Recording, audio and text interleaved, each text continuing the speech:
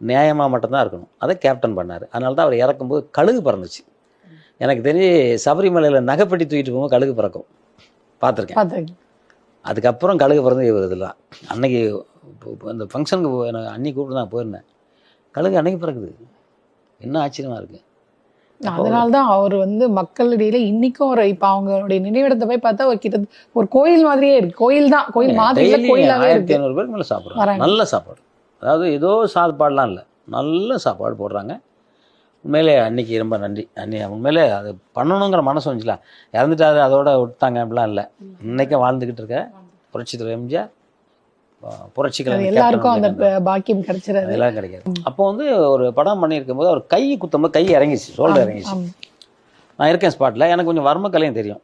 அதனால நான் அதை அவரை ஏற்றி விட்றேன். ஒரு 2 நிமிஷத்தில் ஏற்றிட்டேன். ஆனால் வலி வந்து அவருக்கு வந்து 1 மணி நேரம் 2 மணி நேரம் வலி, அது தாங்க முடியல. அப்போ அடுத்து நெக்ஸ்ட் என்ன பண்ணலாம் அப்படின்னு அவர் யோசனை பண்ணுறாரு. அன்றைக்கி வந்து சரி சண்டை வேண்டாம், லெஃப்ட்லேயே பிளாக் பண்ணலாம் அப்படின்னு பண்ணுறோம்.